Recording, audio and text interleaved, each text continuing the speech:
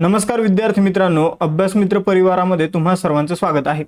तर मित्रांनो, हायकोर्ट भरतीचा पेपर जवळ येतोय आणि बऱ्याचशा विद्यार्थ्यांनी डिमांड केली होती की भारतीय राज्यघटना आणि पंचायत राजवरील जे काही MCQ आहे यावर एक लेक्चर घ्या। तर आपण आज या टॉपिकवर लेक्चर घेतोय। हे जर सेशन तुम्हाला आवडलं तर नेक्स्ट सब्जेक्ट सांगा, आम्ही त्या सब्जेक्टवर सुद्धा MCQ सेशन आणू। आणि त्याचबरोबर तुम्हाला याच विषयावर जर समजून घ्या सेशन पाहिजे असेल तर ते सुद्धा आपण घेऊया। तर सुरू करूया आजचं सेशनला लाईक करा, चॅनलला सबस्क्राईब करून ठेवा। मित्रांनो, जर तुम्हाला फास्टमध्ये रिव्हिजन करायचं असेल हायकोर्ट भरतीसाठी GS सब्जेक्टचं, तर हे विषय जे तुम्हाला दिसत आहेत हे एक सब्जेक्ट एका व्हिडिओमध्ये साधारणतः 3 ते 4 तासाचा व्हिडिओ राहील, त्यामध्ये कव्हर केलेला आहे आणि त्याची एक नोट्स सुद्धा उपलब्ध आहे ॲपवर। तर ही बॅच तुम्ही अभ्यास मित्र ॲप डाउनलोड करून घेऊ शकता। आपलं टेलिग्राम चॅनल आहे, आपलं ॲप आहे आणि आपलं इन्स्टाचं पेज आहे, याला फॉलो करायला विसरू नका। सुरू करूया आजचं सेशन। भारतीय राज्यघटनेच्या मसुदा समितीचे अध्यक्ष कोण होते? तर मसुदा समितीचे अध्यक्ष सगळ्यांनाच माहिती आहे, डॉक्टर बाबासाहेब आंबेडकर हे मसुदा समितीचे अध्यक्ष होते। जर तुम्हाला विचारण्यात आलं भारतीय राज्यघटनेच्या सुकाणू समितीचे अध्यक्ष कोण होते, तर सुकाणू समितीचे अध्यक्ष जे आहे तर ते डॉक्टर राजेंद्र प्रसाद होते। तर सुकाणू समिती लक्षात ठेवा।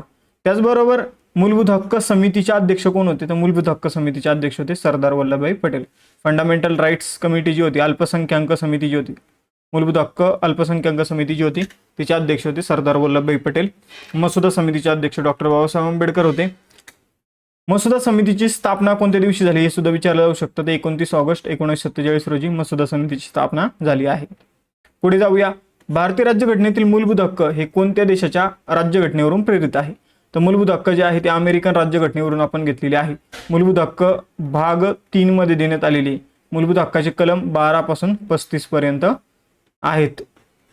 तर ही सुद्धा माहिती लक्षात ठेवायची। आपण अमेरिकेमध्ये एक बिल ऑफ राईट्स मांडण्यात आलं होतं, त्यामधून हे मूलभूत हक्क घेतले आहे।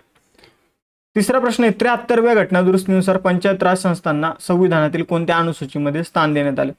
तर संविधानातील 11वी अनुसूची जी आहे त्या 11व्या अनुसूचीमध्ये 73व्या घटनादुरुस्तीनुसार पंचायत राज संस्थांना स्थान देण्यात आलं। 12वी जी अनुसूची आहे तर 12व्या अनुसूचीमध्ये 74वी घटनादुरुस्तीनुसार जे शहरी स्थानिक स्वराज्य संस्था आहे तर त्यांना स्थान आपल्याला बघायला मिळतं। जी 10वी अनुसूची आहे तर या 10व्या अनुसूचीमध्ये आपल्याला पक्षांतर बंदी विषयक गोष्टी ज्या आहे तर ते 10व्या अनुसूचीमध्ये बघायला मिळतात। पुढे जाऊया। 11वी अनुसूची आपलं उत्तर असेल 73व्या घटनादुरुस्तीनुसार जे काही ग्रामीण स्थानिक स्वराज्य संस्था आहे पंचायत राज त्या 11व्या अनुसूचीमध्ये आहेत आणि त्यामध्ये 29 विषय सुद्धा समाविष्ट आहेत। चौथा प्रश्न आहे, राष्ट्रपतींना पदच्युत करण्याची म्हणजे महाभियोग प्रक्रिया राज्यघटनेच्या कोणत्या कलमात दिली आहे? तर महाभियोग प्रक्रिया जी आहे ती भारतीय राज्यघटनेच्या कलम 61 मध्ये दिलेली आहे। कलम 61 मध्ये राष्ट्रपतींना कसं काढून टाकलं जाऊ शकतं ही गोष्ट दिलेली आहे। राष्ट्रपतीला एकाच कारणावरून दूर केलं जातं, ते म्हणजे संविधानाचा अपमान हे एकच कारण आहे राष्ट्रपतीला पदावरून दूर करण्याचं। त्याचबरोबर राष्ट्रपतीला जे दोन्ही सभागृह असतं लोकसभा राज्यसभा, या दोन्ही सभागृहाच्या सदस्य संख्येचे 2/3 मतं लागतात राष्ट्रपतीला पदावरून दूर करण्यासाठी। कलम 72 जे आहे यामध्ये राष्ट्रपतीचा दयेचा अधिकार जो आहे तो देण्यात आलेला आहे। कलम 60 जे आहे ते राष्ट्रपतीच्या शपथ विषयक कलम आहे आणि भारतासाठी एक राष्ट्रपती असेल या विषयक कलम जे आहे तर ते 52 आहे। तर ही राष्ट्रपती विषयक महत्वाची कलम सुद्धा आपण बघितली आहे। तर कलम 61 जे आहे ते महाभियोगाचं कलम आहे। पुढे जाऊया। ग्रामसभेचे अध्यक्षपद कोण भूषवतं? तर ग्रामसभेचा अध्यक्ष कोण असतो? तर ग्रामसभेचा अध्यक्ष जो आहे तो सरपंच असतो। ग्रामसभेचा सदस्य कोण असतो? ग्रामसभेचा सदस्य जो असतो तो गावातील 18 वर्ष कंप्लीट झालेला मतदार जो आहे तर तो ग्रामसभेचा सदस्य असतो। ग्रामसभेच्या वर्षातून किती बैठका व्हायला पाहिजे याचं उत्तर तुम्ही कमेंट बॉक्समध्ये द्यायचं आहे। तर सरपंच जो आहे तो ग्रामसभेचा अध्यक्ष असतो। महाराष्ट्र ग्रामपंचायत अधिनियम 1998 नुसार सरपंच ग्रामसभेचा अध्यक्ष असतात। मग हे तुम्हाला विचारलं जाऊ शकतं महाराष्ट्र ग्रामपंचायत अधिनियम केव्हाचा आहे? 1958चा आहे। 6वा प्रश्न आहे, भारतीय राज्यघटनेच्या सरनाम्यात समाजवादी आणि धर्मनिरपेक्ष हे शब्द कोणत्या घटनादुरुस्तीने जोडण्यात आले? तर समाजवादी आणि धर्मनिरपेक्ष हे शब्द जे आहे 42व्या घटनादुरुस्तीने आपल्या राज्यघटनेमधील जी काही प्रस्तावना आहे प्रस्ताविका जी आहे तर त्यामध्ये ऍड करण्यात आलेले आहे। 42व्या घटनादुरुस्तीने समाजवादी धर्मनिरपेक्ष आणि एकात्मता ज्याला अखंडता म्हणून सुद्धा ओळखलं जातं तर हे 3 शब्द ऍड करण्यात आले होते. राज्य धोरणाची मार्गदर्शक तत्वे भारतीय संविधानाच्या कोणत्या भागात आहे? तर भाग 3 मध्ये जर बघितलं तर फंडामेंटल राईट्स मूलभूत हक्क आहे. भाग 4 मध्ये मार्गदर्शक तत्वे आहे. भाग 4A मध्ये जर बघितलं तर काय फंडामेंटल ड्युटीज म्हणजे मूलभूत कर्तव्य आहेत. आणि भाग 5 जो आहे तर त्यामध्ये केंद्र सरकारविषयक तरतुदी आहे, ज्यामध्ये मग राष्ट्रपती आहे, उपराष्ट्रपती आहे, पंतप्रधान, त्यांचं मंत्रिमंडळ आहे, संसद आहे, हे सगळं भाग 5 मध्ये दिलेलं आहे. भाग 6 जो आहे तो राज्य सरकारविषयी, मग त्यामध्ये मुख्यमंत्री येतो, त्यामध्येच राज्यपाल येतो, त्यामध्येच राज्य विधिमंडळ येतं, त्यामध्येच महाधिवक्ता येतो. तर भाग 4 आपलं उत्तर असणार आहे. मार्गदर्शक तत्वांचे कलम आहे 36 ते 51. पंचायत समितीचे सचिव म्हणून कोण काम पाहतो? तर पंचायत समितीचे सचिव असतात गट विकास अधिकारी, BDO, ब्लॉक डेव्हलपमेंट ऑफिसर. तर पंचायत समितीचे प्रशासकीय प्रमुख आणि सचिव म्हणून काम करतात. भारतीय राज्यघटनेतील अस्पृश्यता निवारण संबंधित कलम कोणतं आहे? तर भारतीय राज्यघटनेचं अस्पृश्यता निवारण कलम जे आहे ते आहे कलम 17. कलम 14 जे आहे तर ते समानते विषयक कलम आहे. कायद्यासमोर सगळे लोक कसे समान आहे आणि कायद्याचं समान संरक्षण याविषयक कलम 14 आहे. कलम 15 जे आहे ते सार्वजनिक ठिकाणी भेदभाव करता येत नाही. कलम 16 जे आहे ते सरकारी नोकरीमध्ये सगळ्यांना समान संधी आहे, तर तिथं सुद्धा भेदभाव करता येणार नाही. तर कलम 15 नुसार धर्म, वंश, जात आणि लिंग या आधारावर भेदभाव करता येत नाही. धर्म, वंश, जात, लिंग आणि जन्माचं ठिकाण यावरून भेदभाव करता येत नाही. आणि सरकारी नोकरीमध्ये धर्म, वंश, जात, लिंग, जन्माचं ठिकाण, त्याचबरोबर राहण्याचं ठिकाण या कारणावरून भेदभाव करता येत नाही. सगळ्यांना सरकारी नोकरीमध्ये काय समान संधी आहे. कलम 18 नुसार टायटल अबॉलिश करण्यात आलेले म्हणजे पदवी जी आहे ती समाविष्ट करण्यात आलेल्या आहे. मी ते शॉर्टकटमध्ये लिहितोय कारण आपल्याला कमी वेळेत जास्तीत जास्त अभ्यास, जास्तीत जास्त रिव्हिजन करायचे. तर कलम 17 सर्वांनी लक्षात ठेवा. वित्त आयोगाची स्थापना राष्ट्रपती दर किती वर्षांनी करतात? तर राष्ट्रपती दर 5 वर्षांनी वित्त आयोगाची स्थापना करतात. वित्त आयोगाचं कलम आहे 280. सध्या 16वा वित्त आयोग स्थापन करण्यात आला होता, त्याचे अध्यक्ष होते अरविंद पणगारिया. त्याचबरोबर राज्य वित्त आयोगाचं कलम आहे 243. काय आहे? 243 आहे राज्य वित्त आयोगाचं कलम आहे. महाराष्ट्रात सध्या 6वा राज्य वित्त आयोग स्थापन करण्यात आलेला आहे. नितीन करीर जे आहे, नितीन करीर हे त्याचे अध्यक्ष आहेत. 5 वर्षांनी वित्त आयोग स्थापन केला जातो. 280 कलम आहे. पर्याय क्रमांक 3 उत्तर असेल. पुढील प्रश्न आहे, जिल्हा परिषदेच्या पदाधिकाऱ्यांविरुद्ध अविश्वास प्रस्ताव मांडण्यासाठी किती बहुमताची गरज असते? तर 2/3 बहुमत लागतं. भारताचे महान्यायवादी यांची नियुक्ती कोण करतात? भारताच्या महान्यायवादींची नियुक्ती राष्ट्रपती करत असतात. पण महान्यायवादी जे आहे त्यांच्याविषयी लक्षात ठेवा, हे आपल्या देशाचे सर्वोच्च कायदा अधिकारी आहे. सर्वोच्च कायदा अधिकारी आहे. महान्यायवाद्याचं कलम कोणतं आहे? तर कलम 76 हे महान्यायवाद्याचं कलम आहे. महान्यायवाद्यांविषयक सगळ्या गोष्टी कोण ठरवतं? तर राष्ट्रपती महान्यायवाद्यांविषयक सगळ्या गोष्टी ठरवत असतात. संपत्तीचा अधिकार हा कोणत्या प्रकारचा हक्क आहे? तर हा आता कायदेशीर हक्क आहे. पहिले तो मूलभूत हक्क होता, ज्याचा समावेश कलम 19 मधील स्वातंत्र्यामध्ये कलम 31 मध्ये होता. पण नंतर त्याला कायदेशीर हक्क बनवण्यात आलं. भाग 12 मध्ये जे काही कलम 300A आहे तर त्यामध्ये संपत्तीचा अधिकार टाकण्यात आलेला आहे आणि तो आता एक लीगल राईट बनलेला आहे. तो कोणत्या घटनादुरुस्तीने हलवण्यात आलेला आहे? कलम 1931 मधून. तर 44व्या घटनादुरुस्तीने त्याला कलम 300A मध्ये टाकण्यात आलेला आहे. पुढील प्रश्न आहे, महाराष्ट्रात पंचायत राज व्यवस्थेची सुरुवात कधी झाली? तर महाराष्ट्रात पंचायत राज व्यवस्थेची सुरुवात 1 मे 1962 मध्ये झाली, वसंतराव नाईक समितीच्या शिफारशीनुसार. लोकसभेचे पहिले सभापती कोण होते? लोकसभेचे पहिले सभापती जे आहे ते GV मावळंकर होते, किंवा लोकसभेचे पहिले अध्यक्ष सुद्धा म्हणू शकता. राज्यसभेचे पदसिद्ध अध्यक्ष कोण असतात? राज्यसभेचे पदसिद्ध अध्यक्ष सभापती ते असतात उपराष्ट्रपती. भारतीय राज्यघटनेच्या कलम 64 नुसार उपराष्ट्रपती हे राज्यसभेचे पदसिद्ध अध्यक्ष असतात. भारतीय राज्यघटनेत एकूण किती मूलभूत कर्तव्य आहे? तर मूलभूत कर्तव्य जे आहे ते राज्यघटनेत 42व्या घटनादुरुस्तीने ऍड झालेले आहे. सुरुवातीला ते 10 मूलभूत कर्तव्य ऍड करण्यात आले भाग 4A मध्ये, आणि भाग 4A मध्ये एक नवीन कलम टाकण्यात आला, कलम 51A. यामध्ये 10 कर्तव्यांचा समावेश करण्यात आला. त्यामध्ये 11वं कर्तव्य जे आहे ते 86व्या घटनादुरुस्तीने 2002 मध्ये ऍड करण्यात आलेली आहे. 42वी घटनादुरुस्ती कधीची आहे? 1976ची 42वी घटनादुरुस्ती आहे. तर सध्या भारतीय राज्यघटनेमध्ये 11 मूलभूत कर्तव्य आहेत. ग्रामपंचायत निवडणुकीत उमेदवाराचं वय किमान किती असावं? तर सगळ्यांचं मी किमान वय सांगून देतो. जर तुम्हाला ग्रामपंचायतचं इलेक्शन लढायचं आहे तर 21 वय पाहिजे. जर तुम्हाला लोकसभा आणि विधानसभा याचं इलेक्शन लढायचं आहे तर तुमचं वय 25 वर्ष असलं पाहिजे. जर तुम्हाला राज्यसभा आणि विधान परिषद याचं इलेक्शन लढायचं तुमचं वय 30 असलं पाहिजे. जर तुम्हाला राष्ट्रपतीचं आणि उपराष्ट्रपतीचं इलेक्शन लढायचंय किंवा राज्यपाल बनायचंय तर त्याचं वय 35 वर्ष असायला पाहिजे. ग्रामपंचायतीच्या निवडणुकीचं वय जे आहे ते 21 आहे, पण मतदानाचं वय 18 वर्ष ही गोष्ट लक्षात घ्यायची आहे. उच्च न्यायालयाच्या न्यायाधीशांची नियुक्ती कोण करतो? तर उच्च न्यायालय असू द्या, हायकोर्ट असू द्या, सुप्रीम कोर्ट असू द्या, यांच्या न्यायाधीशांची नियुक्ती एकच व्यक्ती करत असतो, राष्ट्रपती. फक्त एक गोष्ट इथं अजून एक पॉईंट सांगतो. उच्च न्यायालयाचे न्यायाधीश जे असतात तर त्यांचा पगार जो आहे तर तो राज्यांच्या संचित निधीमधून होत असतो, हायकोर्टच्या न्यायाधीशांचा. सुप्रीम कोर्टचे जे न्यायाधीश असतात त्यांचा पगार जो आहे तर तो देशाच्या संचित निधीत होत असतो. मग सर यात काय नवीन आहे किंवा यात काय महत्वाचा पॉईंट आहे? आता इथे एक गोष्ट लक्षात घ्या. हायकोर्टचं आपण बघितलं, सुप्रीम कोर्टचं बघितलं. या दोघांचे पण पेन्शन जे आहे, हायकोर्ट सुप्रीम कोर्ट दोघांचे पण पेन्शन जे आहे ते देशाच्या संचित निधीमधूनच दिले जातात. हायकोर्ट उच्च न्यायालयाच्या न्यायाधीशांचे पगार राज्याच्या संचित निधीमधून दिले जातात, राज्याच्या अकाउंटमधून दिले जातात. पण आपण जर बघितलं तर त्यांचं पेन्शन जे आहे ते देशाच्या अकाउंटमधून दिलं जातं. 217 नुसार राष्ट्रपती जे आहे ते हायकोर्टच्या न्यायाधीशांची नियुक्ती करतात. समान नागरी कायदा राज्यघटनेच्या कोणत्या कलमात आहे? तर समान नागरी कायदा राज्यघटनेच्या कलम 44 मध्ये आहे. कलम 40 जे आहे तर यामध्ये ग्रामपंचायत स्थापनेविषयक तरतूद आहे.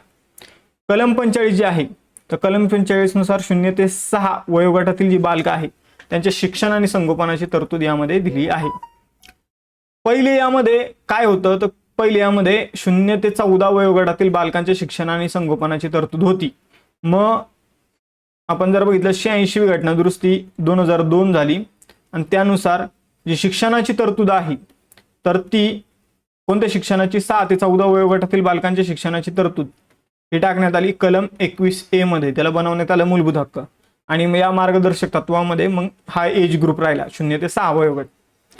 कलम 50 कशा संबंधित आहे तर कार्यपालिका जी आहे ती न्यायपालिकेपासून आपल्याला काय करायची? सेपरेट ठेवायची आहे. पुढे जाऊया आता. जिल्हा परिषदेचा मुख्य प्रशासकीय अधिकारी कोण असतो? तर मुख्य कार्यकारी अधिकारी CEO चीफ एक्झिक्युटिव्ह ऑफिसर जो आहे तो जिल्हा परिषदेचा मुख्य प्रशासकीय अधिकारी असतो. आणीबाणीच्या काळात कोणत्या मूलभूत हक्कांचं निलंबन करता येत नाही? तर आणीबाणीच्या काळात राष्ट्रपती जे आहे ते मूलभूत हक्क निलंबित करू शकतो. म्हणजे आपला मूलभूत हक्कांचं उल्लंघन झालं की आपण कलम 32 नुसार आणि कलम 226 नुसार काय करू शकतो? न्यायालयात जाऊ शकतो. कलम 32 नुसार सुप्रीम कोर्ट, कलम 226 नुसार हायकोर्टमध्ये आपण हायकोर्टमध्ये आपण जाऊ शकतो. तर कलम 32 नुसार आपण सुप्रीम कोर्टमध्ये जाऊ शकतो. कलम 226 नुसार आपण हायकोर्टमध्ये जाऊ शकतो. मग हा आपला हायकोर्टमध्ये सुप्रीम कोर्टमध्ये जाण्याचा जो अधिकार आहे, मूलभूत हक्कांचं हनन झाल्यानंतर, फंडामेंटल राईट्स आपल्याकडून काढून घेतल्यानंतर हा अधिकार जो आहे तो राष्ट्रपती निलंबित करू शकतात आणीबाणीच्या काळात, राष्ट्रीय आणीबाणीच्या काळात. पण त्यांना कलम 20 आणि 21 मधील जे हक्क आहेत तर त्यांचं उल्लंघन झाल्यानंतर आपण बिनधास्त न्यायालयामध्ये जाऊ शकतो. हा हक्क जो आहे तो त्यांना निलंबित करता येत नाही. कलम 19 मधील 6 स्वातंत्र्य जे आहे, राष्ट्रीय आणीबाणीचे 3 प्रकार असतात. एक म्हणजे युद्धमुळे सुरू झाली, एक म्हणजे परकीय आक्रमण आणि एक म्हणजे देशात उठाव झाला, सशस्त्र उठाव. तर युद्ध आणि परकीय आक्रमणाच्या परिस्थितीमध्ये कलम 19 मधील 6 स्वातंत्र्य सुद्धा निलंबित केले जाऊ शकतात. पण सशस्त्र उठाव जेव्हा देशामध्ये होतो तेव्हा कलम 19 मधील 6 स्वातंत्र्य निलंबित केले जात नाही. तर कलम 20 आणि 21 मधील मूलभूत हक्क जे आहे ते 44व्या घटना दुरुस्तीने तरतूद टाकलेली 1978 मध्ये की हे अधिकार निलंबित केले जाऊ शकत नाही.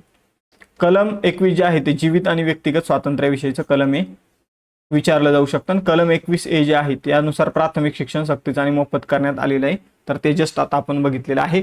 कलम 20 जे आहे तर कलम 20 नुसार अपराध्यांना इथं काही गुन्ह्यापासून संरक्षण जे आहे ते देण्यात आलेलं आहे. पुढील प्रश्न आहे, राज्यपाल पदासाठी किमान वयोमर्यादा काय? तर राज्यपाल पदाची वयोमर्यादा आपण बघितली 35 वर्ष. कलम 157 नुसार राज्यपाल जर बनायचं असेल तर 35 वर्ष वय लागतं. अविश्वास प्रस्ताव कोणाविरुद्ध मांडला जातो? तर अविश्वास प्रस्ताव मंत्रिमंडळाविरुद्ध मांडला जातो.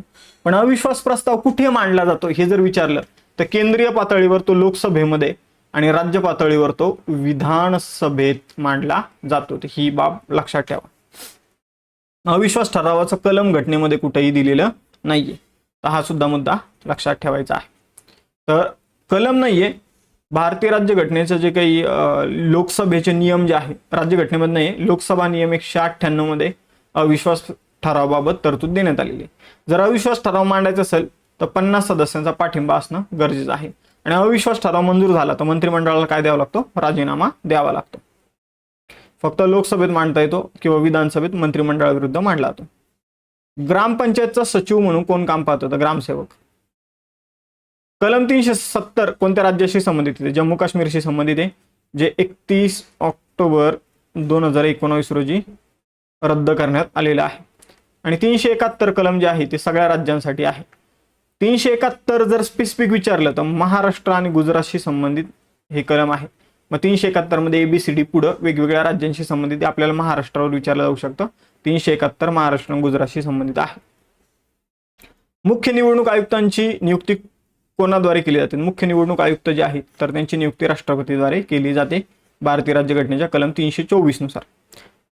तर कलम 324 ते 329 जे आहे ते निवडणूक आयोगाविषयीचे कलम आहे. 300 आपण जर बघितलं, एकच मिनिट, 315 ते 323, 315 ते 323 ही कलम जी आहे तर ती UPSC केंद्रीय लोकसेवा आयोग आणि SPSC state public service commission राज्य लोकसेवा आयोग यांच्याविषयी आहे. पंचायत राज व्यवस्थेची शिफारस करणारी पहिली समिती कोणती आहे? तर बलवंतराय मेहता समिती 1957. भारतीय राज्यघटनेचा आत्मा कशाला मानला आहे? तर भारतीय राज्यघटनेचा आत्मा प्रियम्बल सरनाम्याला म्हटलं जातं. पण इथं तुम्हाला फसवलं जाऊ शकतं. पंडित ठाकूरदास भार्गव जे आहे त्यांनी भारतीय राज्यघटनेचा आत्मा सरनाम्याला म्हटलेलं आहे. पण डॉक्टर बाबासाहेब आंबेडकरांनी भारतीय राज्यघटनेचा आत्मा जे आहे ते कलम 32 ला म्हटलेला आहे. तर कोणी काय म्हटलेलं आहे लक्षात ठेवा. डॉक्टर बाबासाहेब आंबेडकर यांनी कलम 32 ला भारतीय राज्यघटनेचा आत्मा बोललं, तर पंडित ठाकूरदास भार्गव यांनी सरनाम्याला भारतीय राज्यघटनेचा आत्मा बोललेलं आहे. मौलिक कर्तव्य म्हणजे मूलभूत कर्तव्य संविधानात कोणत्या समितीच्या शिफारशीवरून समाविष्ट करण्यात आली? तर संविधानामध्ये सुवर्णसिंग समितीच्या शिफारशीनुसार मूलभूत कर्तव्य ऍड करण्यात आली. मग आपण बघितलं की सध्या 11 कर्तव्य संविधानामध्ये आहे. मूलभूत कर्तव्यांचं पुनरावलोकन करण्यासाठी एक समिती स्थापन करण्यात आली, ती समिती आहे वर्मा समिती. तर वर्मा समिती सुद्धा लक्षात ठेवा, मूलभूत कर्तव्यांविषयकच समिती आहे. जिल्हा नियोजन मंडळाचे अध्यक्ष कोण असतात? तर जिल्हा नियोजन मंडळाचे अध्यक्ष पालकमंत्री असतात. जिल्ह्याचा विकास आराखड्यासाठी पालकमंत्री हे जिल्हा नियोजन मंडळाचे अध्यक्ष असतात. सर्वोच्च न्यायालयाच्या न्यायाधीशांचे सेवानिवृत्तीचं वय काय? तर जे काही सर्वोच्च न्यायालयाचे न्यायाधीश आहे त्यांचे सेवानिवृत्तीचं वय 65 वर्ष. हायकोर्टच्या न्यायाधीशांच्या सेवानिवृत्तीचं वय 62 वर्ष. कन्फ्यूज होऊ नका. 356 कशाशी संबंधित आहे? 356 जे आहे तर ते राष्ट्रपती राजवटीशी संबंधित कलम आहे. वित्तीय आणीबाणीशी संबंधित कलम आहे 360. त्यानंतर घटना दुरुस्तीचं कलम आहे 368. निवडणुकांचं कलम जे आहे ते 324 ते 329 आहे. राष्ट्रीय आणीबाणीचं कलम आहे 352. तर ही महत्वाची कलम आहे. ग्रामपंचायतीची पहिली सभा कोणाद्वारे बोलवली जाते? तर तहसीलदार. पर्याय क्रमांक 2. नवीन निवडून आलेल्या ग्रामपंचायतीची पहिली सभा तहसीलदार बोलवतात. भारताचे पहिले उपपंतप्रधान कोण होते? तर उपपंतप्रधान भारताचे होते सरदार वल्लभभाई पटेल. हे घटनात्मक पद नाहीये, ही एक बाब लक्षात ठेवायची आहे. तर हे राजकीय कारणामुळे तयार करण्यात आलेलं पद आहे. पहिले उपपंतप्रधान आणि पहिले गृहमंत्री होते सरदार वल्लभभाई पटेल. अस्पृश्यता पाळणे हा आपण जर बघितलं फौजदारी प्रकारचा गुन्हा आहे. कोणत्या प्रकारचा गुन्हा आहे? तर फौजदारी. याचा अस्पृश्यतेविषयक कलम कोणता आहे? तर मी तुम्हाला सुरुवातीला सांगितलेलं आहे कलम 17. पंचायत राज व्यवस्थेत सगळ्यात खालचा स्तर कोणता आहे? तर पंचायत राज व्यवस्थेमध्ये सगळ्यात खाली आहे ग्रामपंचायत, त्याच्यावर पंचायत समिती, त्याच्यावर जिल्हा परिषद. आणि घटना दुरुस्ती कोणती आहे? तर 73वी. अनुसूची कोणती आहे तर 11वी. लोकसभेचं सदस्य होण्यासाठी मी तुम्हाला सांगितलं लोकसभेत सदस्य व्हायचं 25 वर्ष काफी आहे. भारतीय राज्यघटनेच्या कलम 84 नुसार लोकसभेत सदस्य व्हायचं तर 25 वर्ष वय लागतं. राज्यसभेत सदस्य व्हायचं तर 30 वर्ष वय लागतं. महान्यायवादी कोणाच्या मर्जीपर्यंत पदावर राहू शकतात. तर महान्यायवादी जे आहे तर राष्ट्रपतीच्या मर्जीपर्यंत पदावर राहू शकतात. यांचं कलम आपण बघितलं 76. महाधिवक्त्यांचं कलम विचारलं तर ते आहे 165. महाधिवक्ता राज्याचे सर्वोच्च कायदा अधिकारी आहे. पंचायत राज दिन भारतात कधी साजरा केला जातो. 24 एप्रिलला पंचायत राज दिन साजरा केला जातो. 24 एप्रिल 1993 ला 73वी घटना दुरुस्ती अंमलात आली म्हणून हा 24 एप्रिल जो आहे तो राष्ट्रीय पंचायत राज दिन म्हणून सेलिब्रेट केला जातो. संसदेच्या 2 अधिवेशनामध्ये जास्तीत जास्त किती अंतर असावे. तर संसदेच्या 2 अधिवेशनामध्ये जास्तीत जास्त 6 महिने अंतर असलं पाहिजे. संसदेच्या सध्या देशात 3 अधिवेशनं होत असतात. पावसाळी, हिवाळी, उन्हाळी. जे उन्हाळी अधिवेशन असतं त्यालाच अर्थसंकल्पीय अधिवेशन म्हटलं जातं. अर्थसंकल्पीय अधिवेशन 4 महिन्याचं असतं. पावसाळी अधिवेशन 3 महिन्याचं आणि हिवाळी अधिवेशन 2 महिन्याचं असतं. राज्यघटनेमध्ये दिलेलं आहे की संसदेची किमान 2 अधिवेशनं झाली पाहिजे वर्षात आणि त्यामध्ये जास्तीत जास्त 6 महिन्याचा गॅप असावा. मुंबई उच्च न्यायालयाचे खंडपीठ कुठे नाही. तर मुंबई उच्च न्यायालयाचे खंडपीठ जे आहे ते नागपूरला आहे, छत्रपती संभाजीनगरला आहे, पणजीला आहे, पुण्याला नाहीये. काम करण्याचा अधिकार कोणत्या कलमात आहे. तर काम करण्याचा अधिकार जो आहे तो कलम 41 मध्ये आहे. तर कलम 41 मध्ये विशिष्ट परिस्थितीत शिक्षण आणि सार्वजनिक सहाय्य मिळवण्याचा सुद्धा अधिकार आहे आणि काम करण्याचा अधिकार जो आहे तो सुद्धा कलम 41 मध्ये आहे. महाराष्ट्र जिल्हा परिषद व पंचायत समिती अधिनियम कोणत्या वर्षीचा आहे. तर महाराष्ट्र जिल्हा परिषद पंचायत समिती अधिनियम आहे 1961 चा.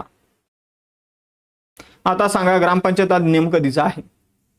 राष्ट्रपतींना शपथ कोण देतं. तर राष्ट्रपतींना शपथ जे आहे ते भारताचे सरन्यायाधीश देतात. सरन्यायाधीश ऍबसेंट असेल तर सुप्रीम कोर्टातील ज्येष्ठतम न्यायाधीश शपथ देतो. शपथेचं कलम आहे 60.